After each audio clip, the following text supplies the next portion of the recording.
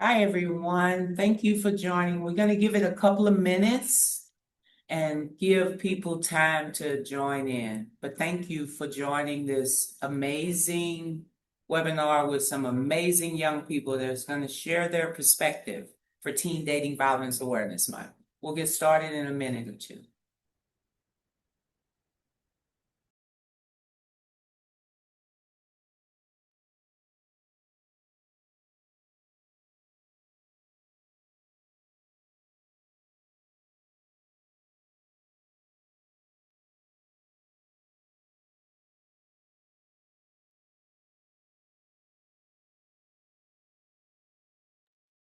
How about while we wait, everyone drop in the chat where you're joining from, what city and state you all are in, or organization, or school.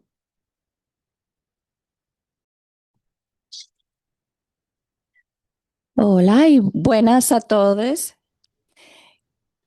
Queremos invitarle a decirnos en el chat de a dónde vienen, de qué escuela o de qué sitio o organización y que pongan su nombre también en el chat.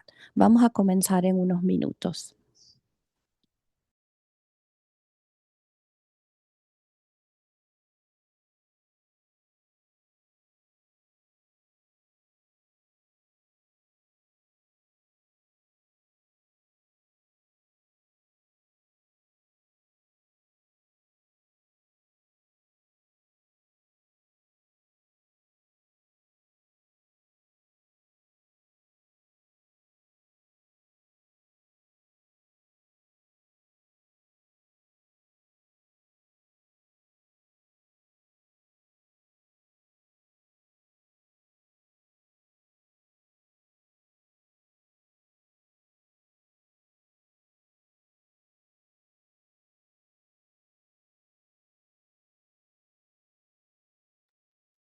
Okay, wow. We got people from all over the US. Like I said, thank you so much for joining. My name is Angela, and I'm the Love is Respect Director. Love is Respect is a program of the National Domestic Violence Hotline, and we're an education and outreach program. And we're really excited to welcome everyone and thank you for joining today as we come together during Teen Dating Violence Awareness Month. And we like to call it, you might hear me say something like Teen DVAM. That's just short for Teen Dating Violence Awareness Month. But this month is all about reminding ourselves, especially our young people, that healthy relationships, they're built on more than just good vibes or affectionate words. Like saying I love you isn't just about text or heart emojis. It's about really showing up with trust, with some honesty and some respect. Because respect in a relationship is optional, and youth council members say this all the time, it's not measured by social media posts. For example, real love is grounded in mutual respect, understanding, and not just care, but genuine care. This year's theme cuts through the noise, grounded in, to redefine what real love should look like and feel like. For our young people in a world where messages about like love can be confusing, this theme centers one hardcore truth. Respect is non-negotiable. Now, let's get into our topic of conversation for today before we introduce our panelists. Main character energy. Respect isn't clingy. Now, this was chosen by our National Youth Council members, but I just want to enlighten everyone because I feel I possess main character energy, right? But main character energy, it simply means seeing yourself as the lead in your life, in your own life story, right? Not a supporting character in someone else's. It's rooted in like good self-worth. It's rooted in confidence, boundaries, that emotional independence that makes us feel really good about ourselves. But in a healthy relationship, both people are main characters. Both people can coexist as main characters, right? And each with their own voice, their own goals, their own understanding of what love is, right? But when someone tries to control your choices and isolate you from others, like your family or your friends, or make you feel small, that's not love. And it can be a warning sign, right? And that's why we're bringing this conversation to the table today. A lot of young people confuse, I work with young people all the time, and they confuse um, control with care because of that manipulation, right? Or jealousy with love, or possessiveness with protection. But that's not respect. Respect's not clingy. Next slide. So now we want to turn it over, and I've seen in the chat where a lot of people was very appreciative of us having interpreters. I want to turn it over to them, and they're going to explain everything so we can get into this conversation.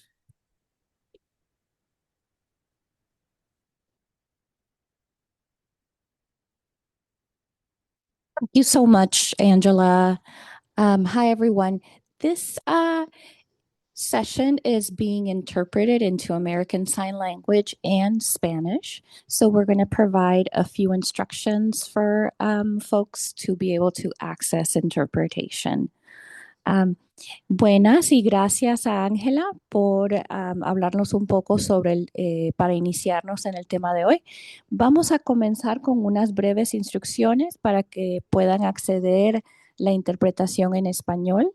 Así que si ustedes están participando a través de una computadora, pueden tocar su pantalla, pueden fijarse en su pantalla y en la parte inferior van a ver los controles, deben ver un globo terráqueo y si no lo ven, va a estar este globo terráqueo que dice interpretación bajo la sección que dice more o más.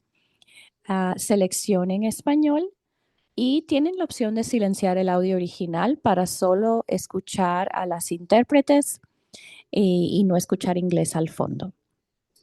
Si están participando a través de un teléfono inteligente, una tableta, pueden tocar su pantalla suavemente, van a ver el menú desplegable que aparece, que es de 3 puntitos y dice More o más. Selecciónenlo para que los lleve a interpretación de idiomas. Al hacer esto, seleccionen español y entonces pueden también seleccionar silenciador del audio original para no escuchar inglés al fondo. Y al hacer esto, seleccionen finalizar o done para activar la interpretación. Recuerden que no pueden participar recibiendo interpretación a través de una llamada telefónica o de una Chromebook. And thank you so much, for, those of you that are joining us. And if you would like to select English as your language of preference, you can do so by looking down at the globe icon and selecting interpretation on your computer screen. Once you do that, select English. That's all you need to do. Do not mute the original audio. And this is so that if somebody participates in Spanish, you'll be able to hear the interpretation simultaneously. Thank you so much. And we're going to turn it back over to our friends at the hotline. Thank you so much. Thank you. Next slide.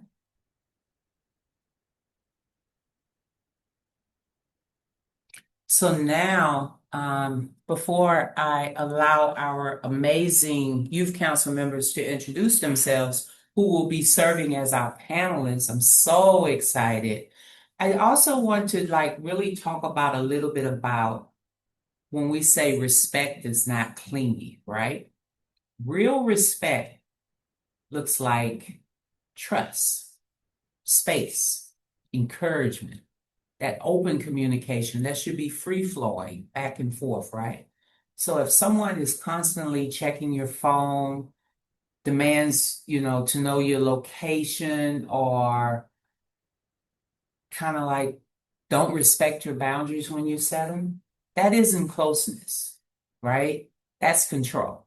And dating abuse often begins very subtle, right? Through extreme jealousy. I'm sure we are all familiar with love bombing. followed by there could be some withdrawal, guilt, guilt tripping, or even comments like, if you loved me, which is a strong form of manipulation, you would. So just remember, the reason we're talking about this is because main character energy means recognizing those red flags for what they are and remembering that healthy love feels safe and supportive and empowering. So now I would like to turn it over. We'll start with Chloe. Please introduce yourself, and then we'll pass it on, and then we'll get into the conversation. Definitely. Yeah. Thank you so much. I'm super excited to be here. My name is Chloe D'Agostino. I am a senior studying psychology at the University of Massachusetts Lowell. And I'm just super excited. I love talking about healthy relationships. Definitely have had my fair share of both healthy and unhealthy in my lifetime. And, I'm super astonished and excited to have this opportunity today. Wow. Thank you. Thank you. Next. Hi, my name is Stephanie. I use she, her pronouns. I am currently a senior at the University of Pittsburgh, studying neuroscience and psychology. And I'm just really excited to be part of this panel today and just to talk a little bit more about healthy relationships. Yeah, and make sure we all speak up, everyone. Okay, so Lucia, Hi, Lucia, I'm Lacia. Lacia. I'm yeah, it's okay. I'm a junior in high school and I'm based in New York. I'm really, really glad to be here, and I just love the opportunity to have this conversation with other people and get to engage everyone in relation to healthy relationships. And thank you for coming. Thank you, Lacia. I'm glad to have you here. And last but not least, Hi, I'm Lena. I'm from Kentucky and I'm a junior in high school. I'm so excited to be doing this panel because I want to help as many people as I can, especially in the month of February. And I know being here is going to help so many other people get the resources that they need. Thank you for coming. that's amazing. That's amazing. All right, so let's get into the conversation. So to open up this part of the conversation, and I think I'm gonna start with Lena, since you're so excited about being here, right? And we're gonna give each youth council member an opportunity to speak. But I'd like to ask, what are some signs, Lena, that a partner is crossing the line from wanting closeness and to being clingy or even disrespectful of your boundaries? I think the signs would definitely come with oh, like if you want to go out with friends, oh, why are you going out with them? We should be going out. We should be hanging out. And I think they can become clingy, especially when they want to start separating you from your family, your friends, and other people. And then it could be as, oh, why isn't your location on? Why are your red receipts off? I called you, why didn't you answer? And there's definitely a fine line between clingy and concerning. Because if they were concerned, they would be like, hey, call me back. But clingy, they would start spamming you. They would start being like, oh, call me now. Like, why are you going out with these people? And then they would just turn into isolating you. That's a great point. And even when I hear the word clingy, that just don't feel empowering, does it? It's just a really unlikable word in my book. So I really appreciate that. What about you, Stephanie? And please speak up. And let me know if y'all want me to re um speak the question. Yeah, could you repeat that question for me? Absolutely. So when thinking about, clinginess, so what are some signs that a partner is like crossing the line from just wanting to feel closeness to being clingy, which could lead to disrespect of your boundaries? Yeah, I think the aspect of like disrespecting boundaries is really important to me, just because I think in these types of situations, um, you can't, like, everyone has their own like levels of privacy and like how much they'd want to share with their partner and how much they want to kind of keep to themselves. So I think once your partner kind of like oversteps those boundaries that you've like set up is definitely a sign that that it is going from like just like caring about what's going on to like clingy. I think a Yeah, lot of the aspects, I think especially for me, a big sign is like when I'm sharing my location with someone and if they're like really checking my location all the time. And I personally would feel really uncomfortable with that, but I know that some of my friends would be like totally okay with that and that's something that they would do.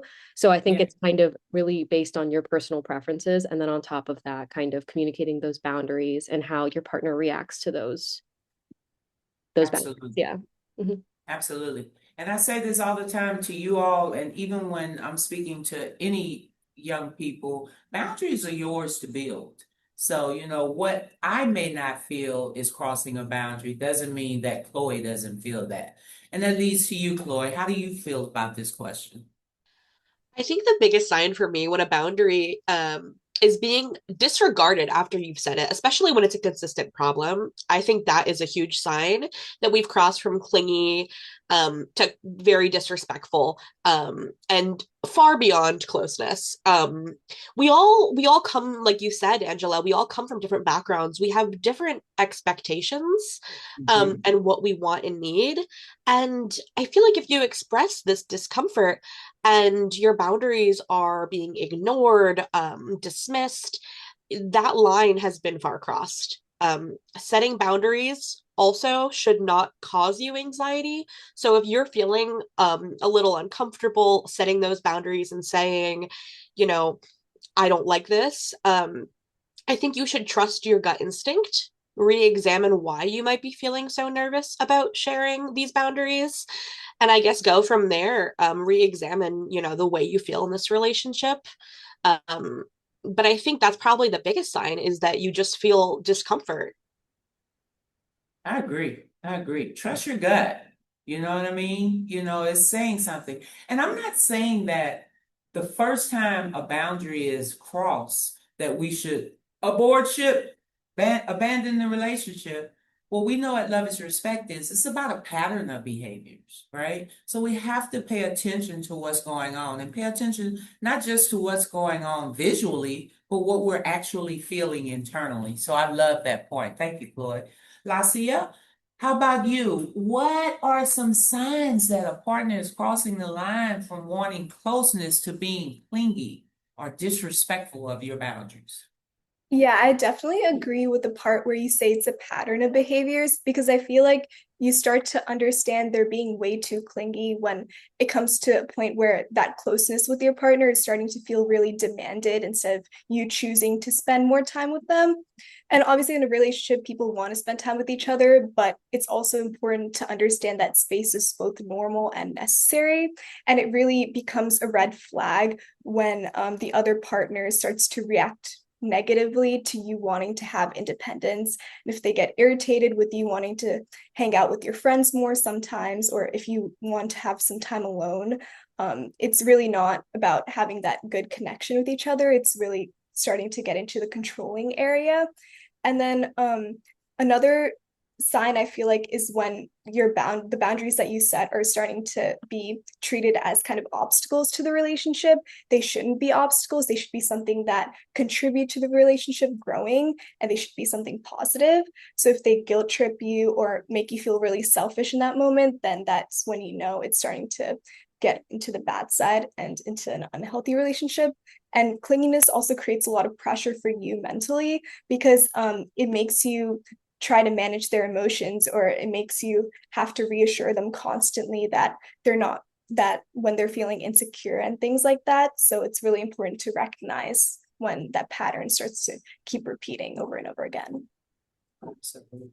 And I've heard this saying. That was such a great point. All of you brought some really good points to this. I wish we had more time. We could really like unpack this question for sure. But hurt people, right? And it's important to understand that. I know that there's a lot of lived experiences that have contributed to who we are, but there's also work out there that needs to be done. There's also opportunities, and we shouldn't depend on our partner or abuse. Let's just call it what it is, because emotional and verbal abuse it makes a young person or even an older adult indecisive, right? It can affect your self-esteem and different things like that. So it's so important to bring this to the conversation. And that last panelist, y'all, who just spoke, that's a 16-year-old. We got two 16-year-olds on this panel. I just want to highlight that. I learn from them every day. All right, so let's move on to the second question. Everybody ready? Feeling okay? It's just a candid conversation.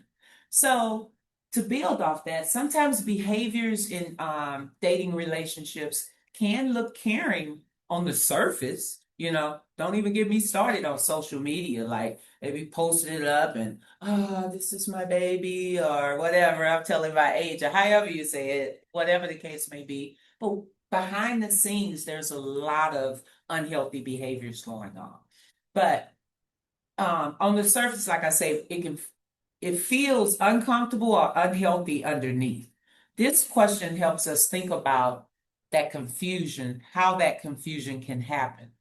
So let me see. I'm gonna start with you, Chloe. How can someone confuse being protective or caring with controlling or abusive behavior in a dating relationship?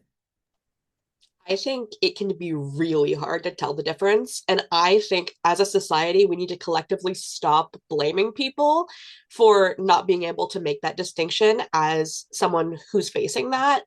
Um, I think that as a society, we definitely have expectations set for how partners should act and behave.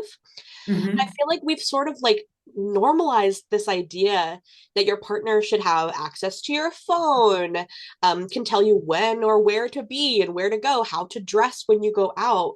I know too many stories of people my age saying, well, my boyfriend said I can't wear shorts to the party we're going to. I have to cover up.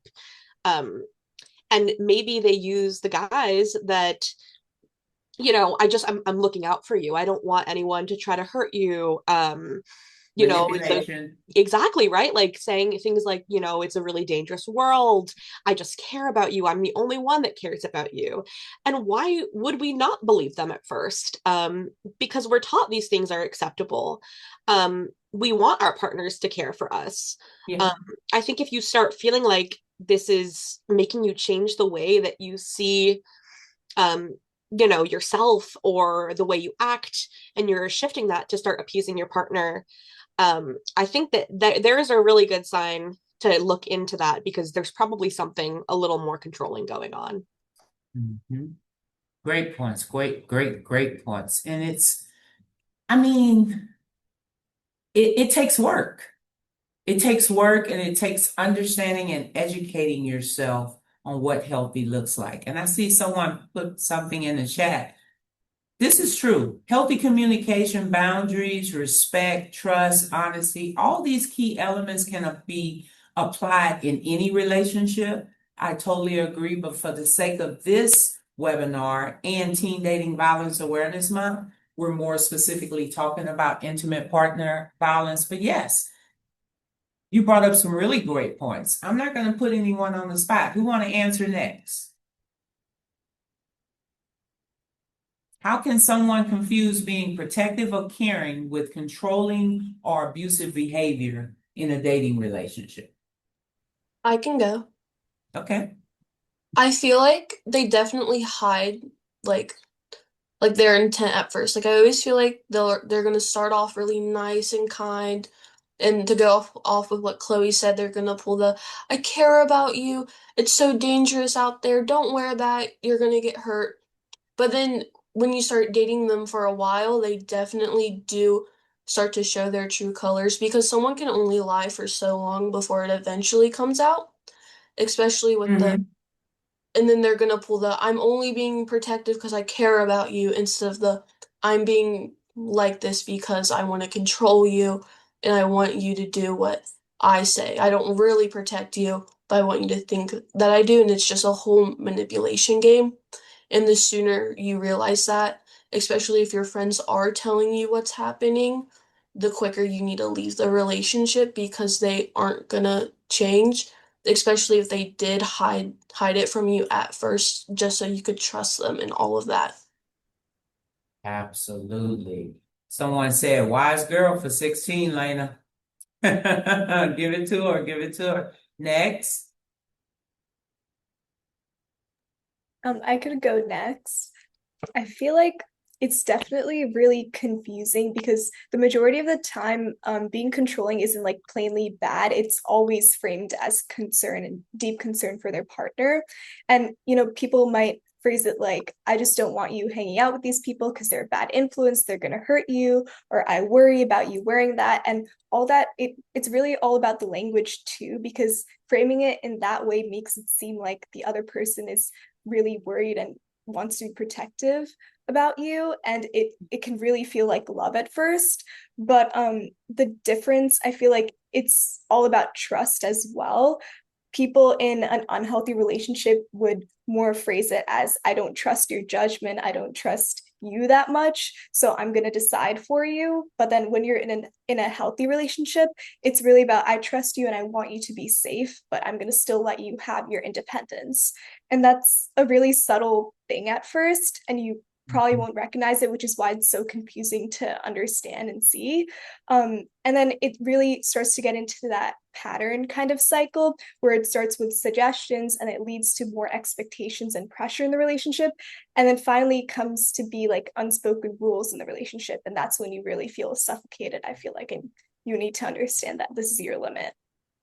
Yeah, you're absolutely right. It's just like I said when I started off. It's subtle. It's subtle, you know. Okay, last but not least, did everyone go? Nope, I Stephanie? haven't. Yeah. I agree with what everyone has been saying. I think the key point of this is that a lot of the earlier signs, I think like a lot of people enter a relationship in that like honeymoon phase where people Hmm. are like still like super in love and you're seeing everything in like rose-colored glasses. So you can kind of like disaccount for a lot of the maybe potentially like yellow flags that you might see in a relationship, especially ones that could be signs of like controlling and that sort of types of behaviors that might be a little bit more unhealthy. So I think that it's really difficult in that, especially in any relationship at all, but especially like in the beginning of any relationship to kind of understand and see those signs.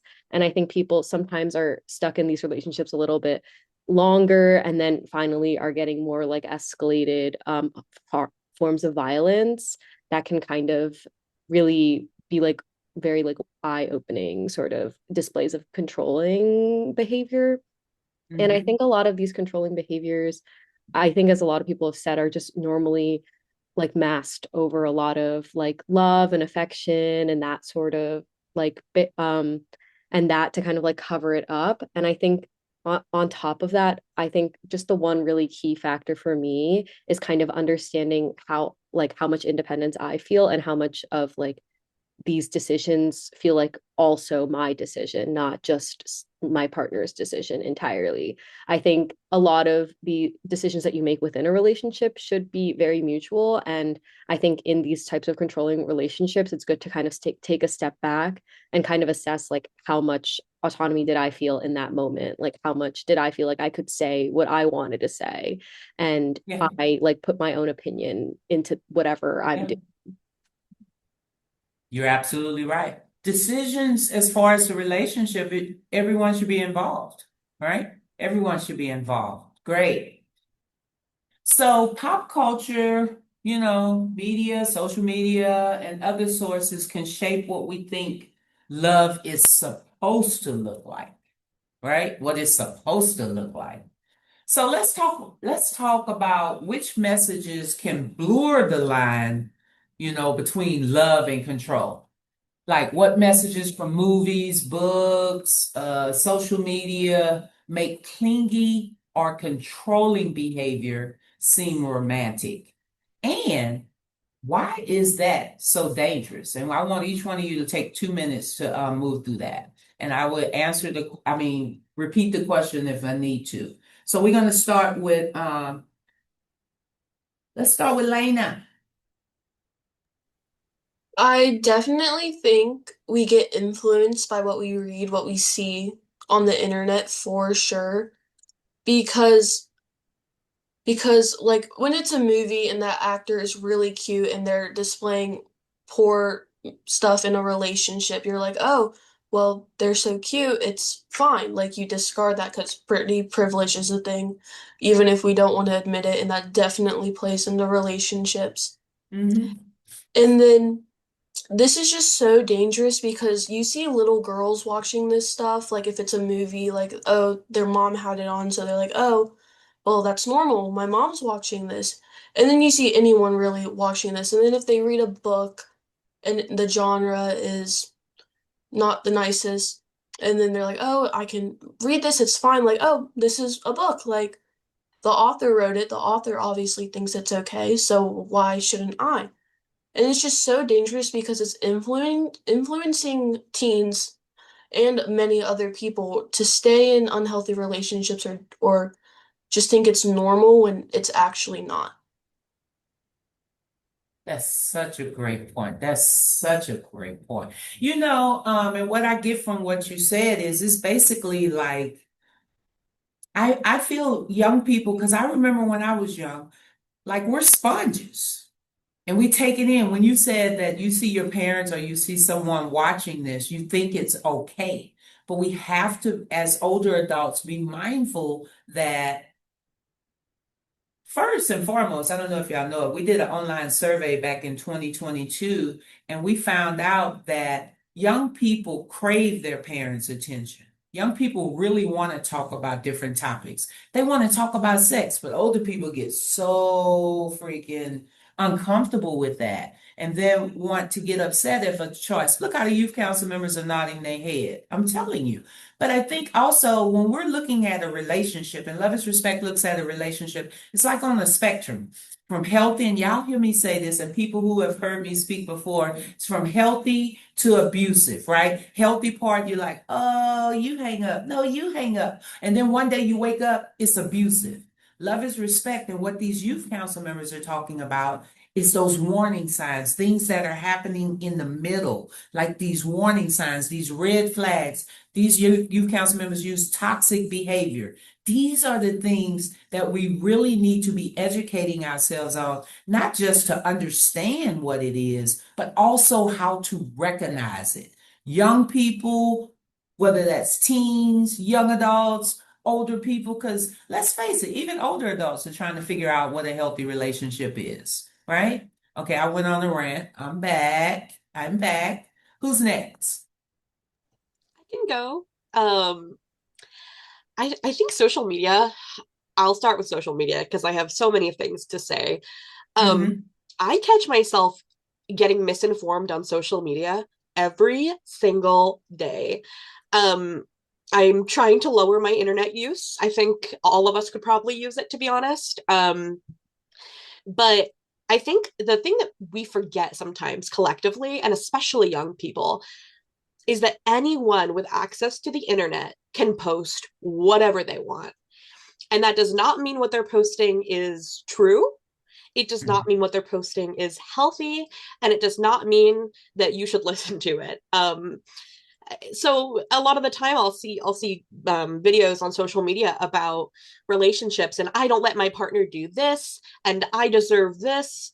Um, I deserve princess treatment, and my partner should spend all their money on me. And Love bombing. yeah, exactly. I think that these things are things that we see every single day on social media, and I mean, we normalize it. As horrible as it is, it's 100% normalized. And I've gotten so desensitized that even though I know that these are unhealthy things, I barely bat an eye because I just see it every single day. Um, and you might start to think it's normal, especially young people who, might not have as much media literacy. They might not be able to discern something so, unhealthy or toxic or abusive. Yeah. I think as far as things like books and movies go and TV, there's also a super fine line between what's entertainment and what we view as reality. However, I definitely think there are so many tropes And like I said, I get caught in it too 100%, and I'm very aware. I was watching a show once about a stalker, and the stalker, like Lana said, was very, very handsome, right? And you start to watch it and you're like, I don't know. And he's kind of cute. I feel bad for the women he's stalking, but I don't know. It sort of warps your perception. You start to see these things as normal because your feelings towards it are so glorified.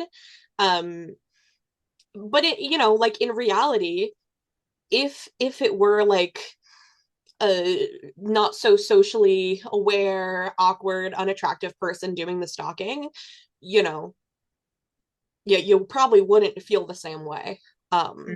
So things are definitely put on a pedestal, glorified. Um, yeah, overall, I feel like I just admitted to too much, but Oh, yeah, it's definitely. it's never too much because this is a topic that makes you say, right? Yeah, I wonder why, like, even with the nuance that we have, we still get stuck in those traps. But I think you can enjoy that type of media just with the nuance of, Yeah. yeah, this is so wrong. Yeah.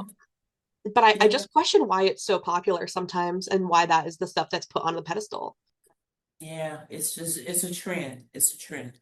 And then self-care is so important. Being aware of yourself, taking care of yourself. You can't truly love someone until you truly love yourself. So really doing things to make you more self-aware. Because I know I was very outside of myself, so to speak, because I suffered with low self-esteem, because I was insecure. So it's a lot of things to unpack, but trust your gut. Y'all said that. That's a reoccurring theme, and really look at what that means. So, for the sake of time, I think we got did Lucia, did you go? No, I didn't go yet. I'm sorry.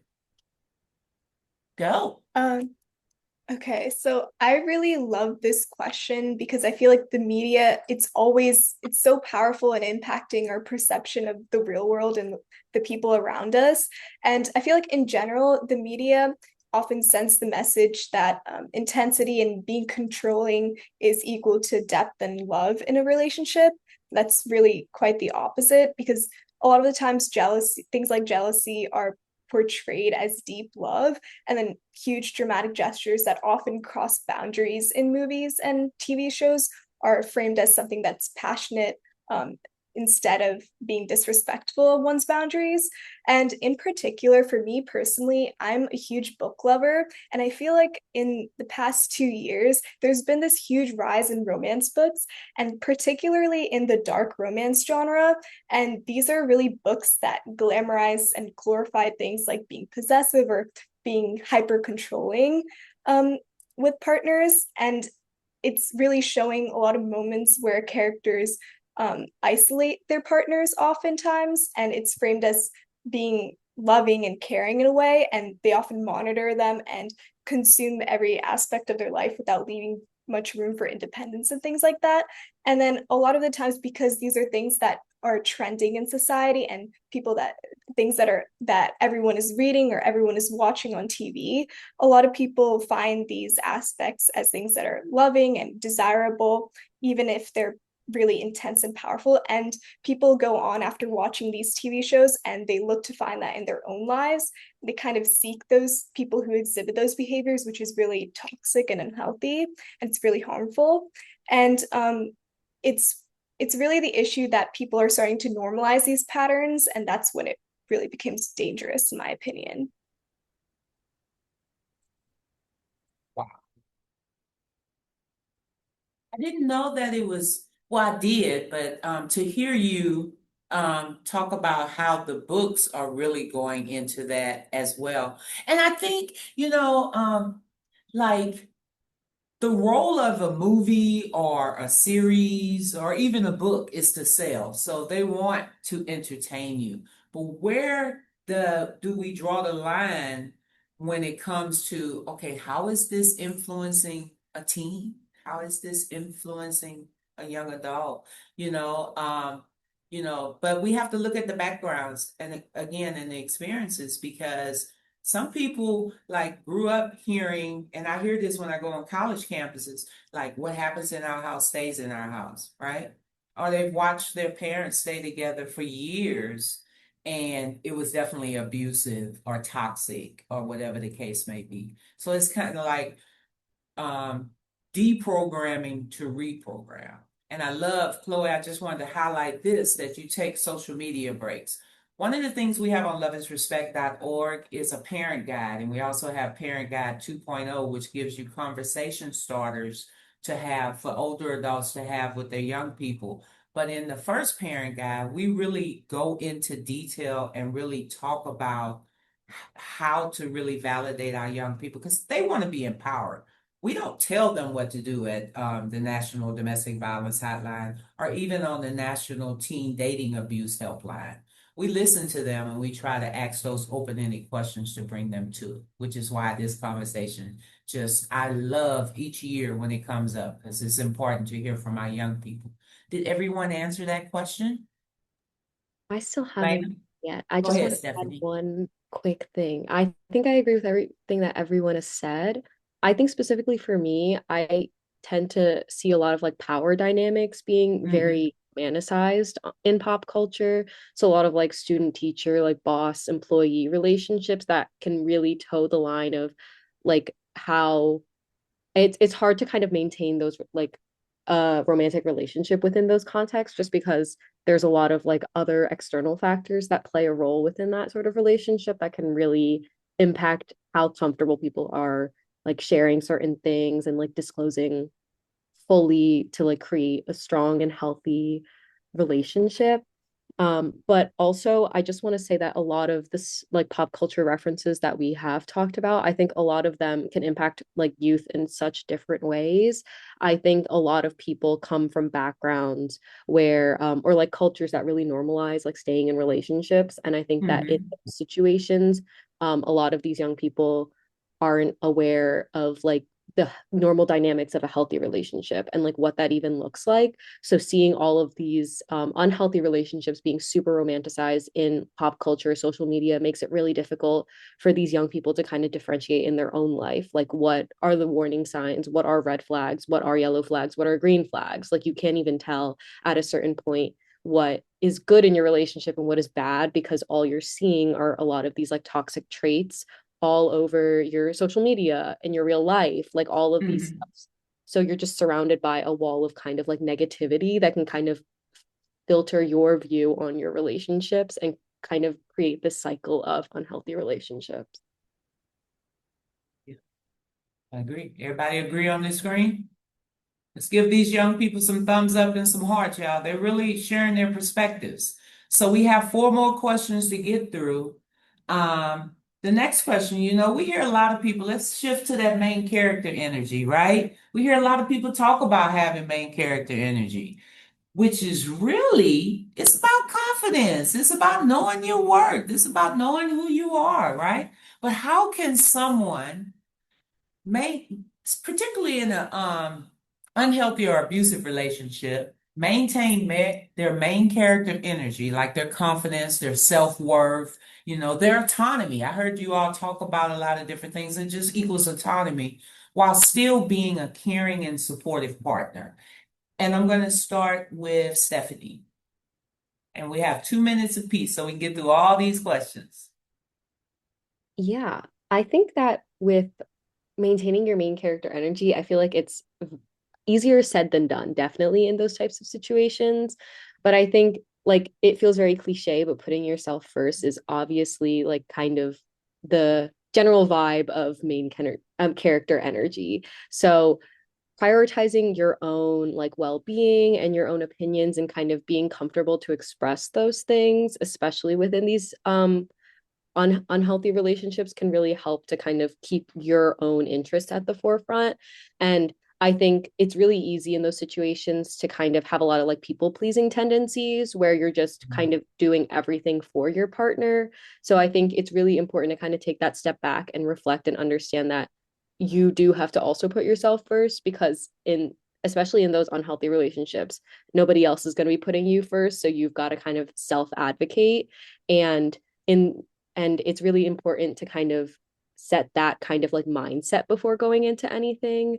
I think that like that mindset can really shift how you kind of approach all of these situations, and hopefully kind of shift some behaviors within that relationship. Love that. So what I'm hearing, one word that pops in my mind, Stephanie, is balance. Right? Balance, right? Don't dim your light, but don't ignite it, because main character energy, you have to be careful. It can turn into being like egotistical or a narcissist, but that's a whole nother one. Lacia. Yeah, so I feel like to me, main character energy is really all about self-preservation and self-awareness. So you really knowing who you are and understanding what exactly you value, all your goals and your boundaries and your ambitions, and not leaving any one of them just because you're in a relationship or just because your partner doesn't like any of those things. And it's really about knowing who you are. And I feel like you could still be really supportive of your partner and still be grounded in who you are. And you could have that balance, as you said, between those two things.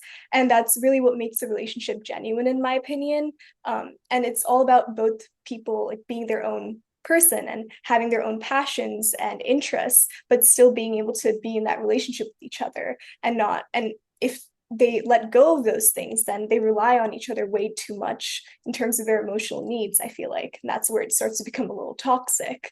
And I feel like maintaining that main character energy is really about speaking up when um, something bothers you or something crosses your boundaries or you feel hurt in a way.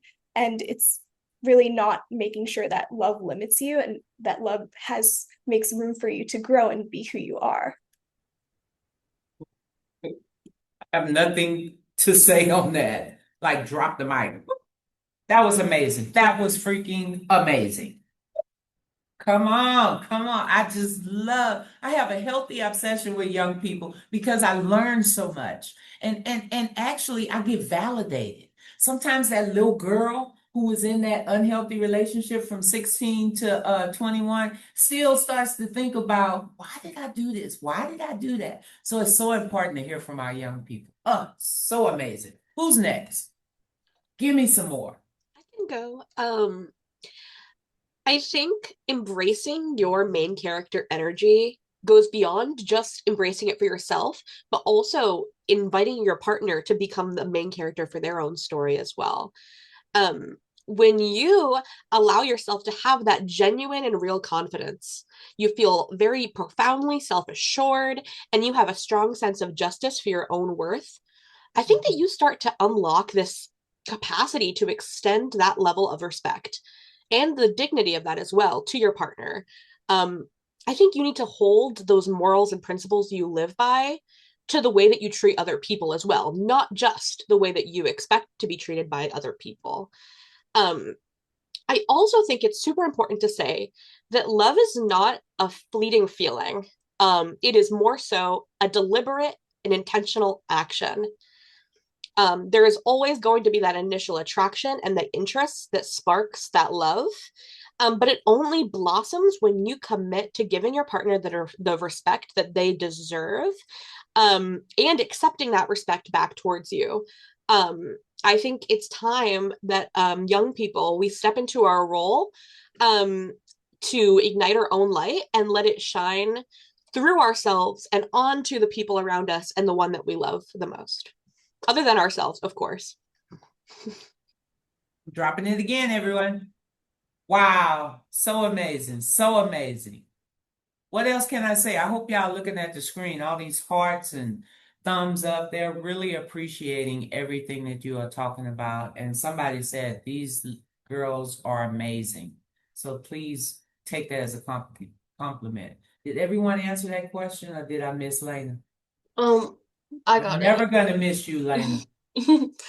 Um, I definitely think keeping your main character energy is so important because when you're confident about yourself and you feel good, everyone else will see you in a whole new light. And when you are And when you are in a abusive relationship, they'll see your confidence and really will try to tear you down. So you rely on them.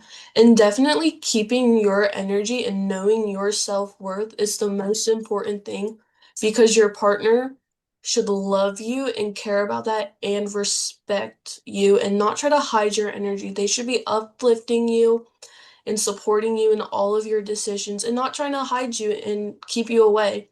They should let you be your true self no matter what that is. Because love is more than a feeling. You gonna get a drop the mic too. I'm sorry. This is a candid conversation. This is so amazing. It's so amazing. So that leads to my okay. Let's see. Where am I go with this? Y'all all touched on it. So quickly tell me, what role does self-confidence play in recognizing, and not just recognizing, resisting unhealthy relationship behaviors? Let's go. Let's go. Let's go. 2 minutes apiece. Let's go. Okay, let's start with Stephanie. Come on, Stephanie. What role does it play? I think that confidence is essential to kind of like keep your own like identity and kind of keep your own like self like as a whole concept. I think with your confidence, that gives you the ability to kind of advocate for yourself and kind of put yourself first in situations where you like, at least for me, I know I'm like very people pleasing tendencies. So I think a Yeah. lot of the times like having the confidence to be like, no, I have to put myself first in this situation. Like I can't just be like catering towards everyone's needs. I think that that can really help with maintaining those boundaries and keeping your relationship really healthy. I think Mhm. also your confidence can really boost your own self-esteem, which can really help you kind of see that you everyone really deserves a healthy relationship. And I think a lot of times people can really get in their heads about, oh, like there's like I don't deserve that type of relationship, like that's not for me. And I think that having that confidence can really push you out of those negative thoughts and back into a more healthier mindset around relationships. You know, we were talking about social media. I seen a post on social media. This probably was last year. It says confidence is sexy. I thought that was so cool. It is Okay, sexy. let's go to Lena. I think having self-confidence plays very well in the relationship, because you and your partner both need it in order for the relationship to work. Because if you're the confident one and they're not, they're going to start feeling really insecure just about themselves, and then Hmm. they will take you down with them. And when you realize like your self-confidence and your worth, you'll know like, oh, this relationship is really bad for me. I should leave this relationship and I need to understand that these red flags are not okay, because I know my self-worth and I know that I deserve better than this in a relationship. Hmm. I know my self-worth and I know I deserve better in this relationship. I know my self-worth and I know I deserve better in this relationship. How empowering is that? Wow. Lacia. Yeah, so I feel like self-confidence, it definitely goes hand in hand with self-worth. And it's really all about shaping your standards, the standards you set for your partner. And if you have confidence, then you believe that you deserve that respect in the relationship. And then you're more likely to recognize when something is violating your boundaries at that moment. And Mhm. it if you don't have much confidence, then you're probably going to think, oh, maybe I'm overreacting at this, or you're going to excuse those boundary crossing behaviors a lot because you don't want to seem too difficult for your partner. But you're going to not tolerate the disrespect if you really have that self-confidence within you. And then it kind of acts like a filter for you because it helps you separate what's really the normal conflict and what violates your boundaries.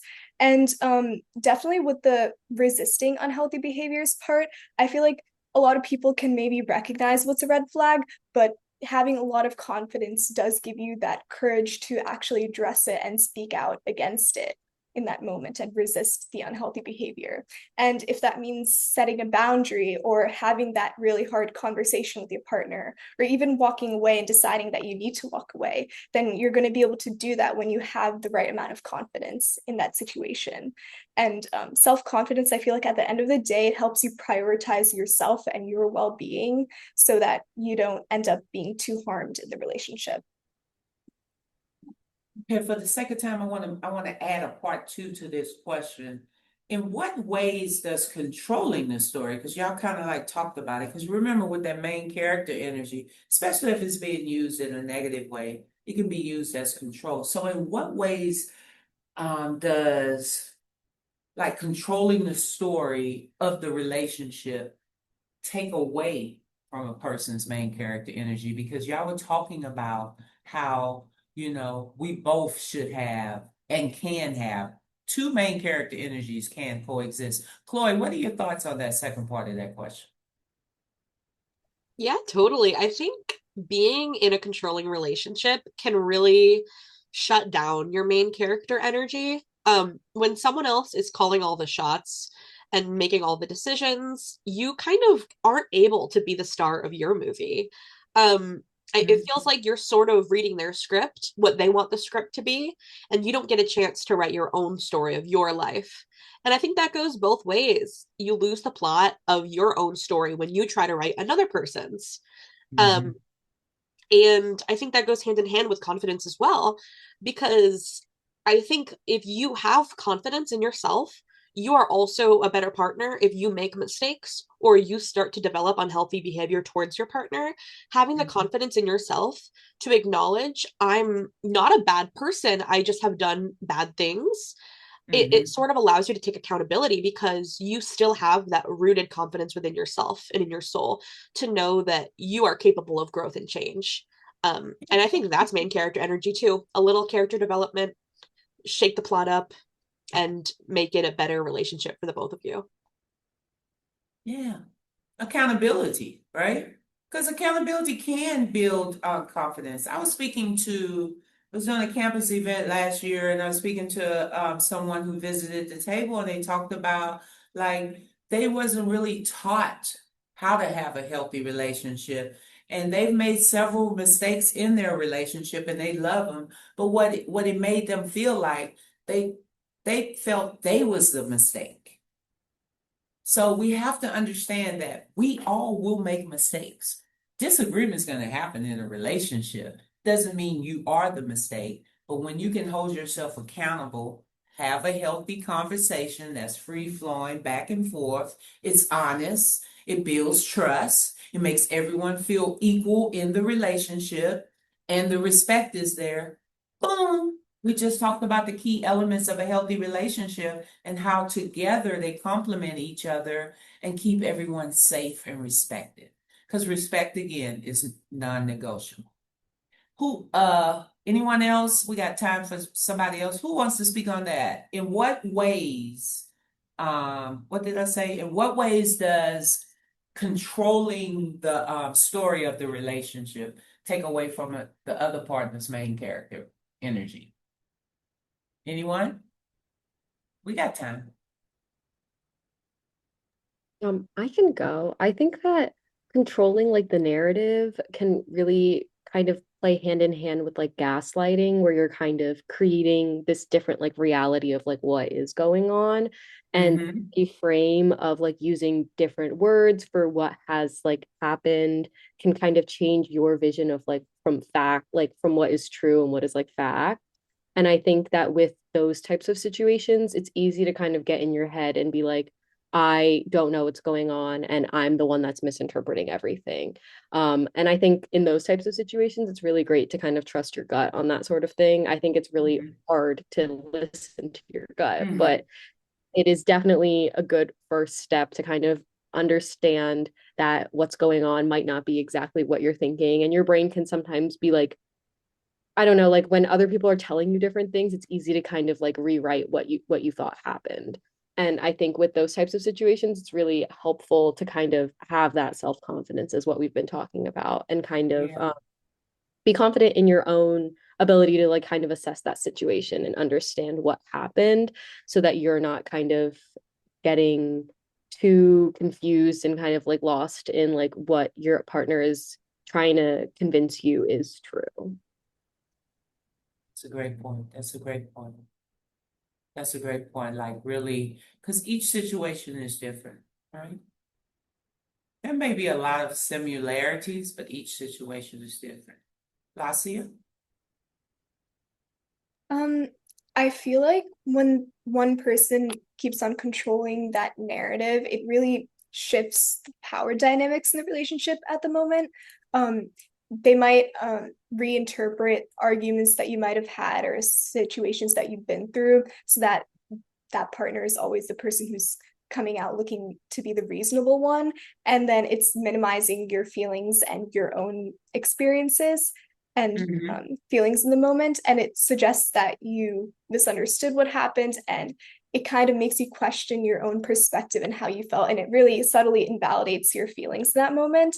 And I feel like the core of main character energy is about self-trust and again, self-awareness and knowing who you are. So if someone is consistently rewriting your experiences and what happened, then that trust kind of weakens and what you believe in yourself kind of starts to break apart. And then after that, you're going to hesitate a lot in expressing yourself and expressing who you are, because then you're expecting to just be turned away and be dismissed. And then you're probably going to turn to them and start being like, okay, what happened in that situation, instead of trusting your own memory and your own feelings.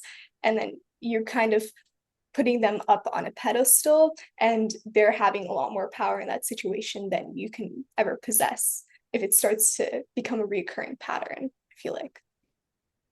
Right. Kind of like dimming your light for theirs to shine, huh? We don't do that. We let our light shine. Lena, did you want to say anything on that topic? Or did you already? I'm getting a little confused. I think I already did. Okay. Did everyone share? All right. Now, real talk for a second. Let's just go here. I'm finna go here with y'all because y'all so wise, so wise. We've all been in situations where someone just wants to be, they just want to win the argument. I just gotta win the argument, right? But in a dating relationship, there you go, Chloe. I see you. Respect isn't about control or winning, is it? No. Why is mutual respect about listening and understanding, not winning the argument or controlling the storyline? Let's go there. Stephanie, kick us off. I think when people have that kind of idea that like I have to win everything, that it becomes a really unhealthy dynamic between the two people, just because you're not really prioritizing like your own feelings or your partner's feelings. You're just prioritizing like very like small sort of like arguments and kind of like who like wins in your eyes. But I feel like in these sort of situations and in these relationships, it's really important to kind of prioritize your own feelings and like how people and like your own well-being rather than just like these sort of like ideas of like who's like more dominant in this relationship or that sort of thing. So I think that with any relationship, it's really important to kind of have that mutual respect for each other. And I think with that underlying mutual respect for each other, that'll kind of eliminate any of these issues with like competition or like controlling narratives and that sort of thing. Because all these controlling tendencies tend to like boil down to all of this, tend to boil down to respect. And if you do respect your partner, you would never be doing any of these like controlling behaviors towards them. You wouldn't be doing anything like that would ever really harm them. And I think that that's where you can kind of understand where the mutual respect and love is kind of so essential to any relationship and how that can kind of like boil down to these smaller interactions. Yeah, yeah, yeah. Great point. Great point. Lena? Mutual respect is definitely about listening, because when you're in a relationship and your partner does bring up something to you, you should not get like, oh, I didn't do that. What's wrong? Like, why are you bringing this up? Because that defensiveness can come off really harsh in that like you did do something wrong. And most people do have like the first time they get confronted, they want to be very defensive and be like, I didn't do that, which is not okay because a healthy relationship, you need to be able to have serious conversations back and forth about topics, even if it's about a small disagreement that happened. But those small disagreements, and if you handle them correctly, they can help in the future with the even bigger ones that are bound to happen. Because an argument is bound to take place in any relationship. And if you're able to listen to what your partner is saying and how they will feel more comfortable to bring it up to you in the future. Instead of if you get defensive real quickly, they aren't going to want to bring up how they're feeling in case you get mad. And that goes both ways in the relationship. Yeah, yeah, yeah. I like that. And also just deciding because challenging conversations are going to have to happen if we're having healthy communication, but also picking the right time, picking the right setting, right? Should it be over the phone? Do you feel more comfortable just texting first to kick it off? And again, the National Teen Dating Abuse Helpline is here. Our trained advocates can help you figure out what's the best approach. Okay, Chloe? Yeah, I think every couple is going to argue. Like we've all said, it's going to happen. People are going to not see eye to eye sometimes. And that Mhm. is very okay and very healthy. The issue is when you do start to dominate these conversations and you're not listening, you put your partner in a position where they are just not being heard. Um, and I would say, in my experiences, plus just, what I know about relationships, most times neither partner is correct. Usually there is a gray area between, and that is the truth. Um, it is very rare that one person holds the entire truth of a disagreement. And I think acknowledging that both things can be true on both sides, um, finding a middle ground. And I've actually heard it said that you should see like an argument or a disagreement, instead of seeing it as you versus your partner, it's you and your partner versus a problem. And I think if you're able to reframe it like that, you're able to kind of grow together because you're starting to learn, like, us against the world in a way. How can we work together rather than work apart? And I think that can really shift and change the way that the course of the relationship can go. Yeah, I love that. And you and your partner against the problem. I love that. Or the challenge. Because sometimes we got to be careful with the language we use too, because it could be a trigger, and hopefully when you're getting to know each other and know some of the things that you've experienced, that may be an opportunity, to compromise. We have on our website the 5 love languages. That could be an opportunity to learn, about your partner, just having that type of conversation. I love that. I love that. Who didn't go? I didn't go yet. Come on, listen. So I feel like when your partner is approaching every single disagreement and conflict, like they need to win that situation, then it Hmm. kind of shifts the relationship into more of a competition between you two every single time. And then instead of trying to understand what the other person is feeling, um, you both focus on trying to defend yourselves, and it's all about like having that last word and kind of small petty little things, but really that's when you start to lose the trust and respect for each other in the relationship. And it can also feel really overwhelming, especially if the other partner is becoming louder or more assertive than you. Then you feel like you have less power in that situation as well. And then alternatively, being in a healthy relationship would mean that having a conflict with the other person isn't just about overpowering or winning over the other person. It's about listening deeply to their perspective. And it's all about feeling seen and feeling heard in your own perspective and your own background and what you're feeling. And it means that listening deeply means that you're not just waiting for your turn to talk. You're trying to actively make space for the other person to talk as well. And you're trying to hear what they're experiencing and understand why. So when both of the people in the relationship feel like they're being seen and heard, then that creates opportunities for growth with one another. And then you can actually overcome the problem. And you can't really achieve that when you're just trying to win the argument. Wow. Come on, audience. Let's show some hearts and some hand claps for these individuals. These are our future. These people right here are our future. Look at that, guys.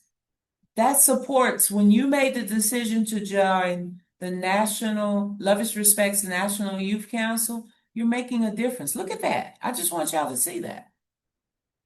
So to wrap this up, we got one final question. And also, let's keep the hearts and the hand claps going for our interpreters. Please. We could not do this without them.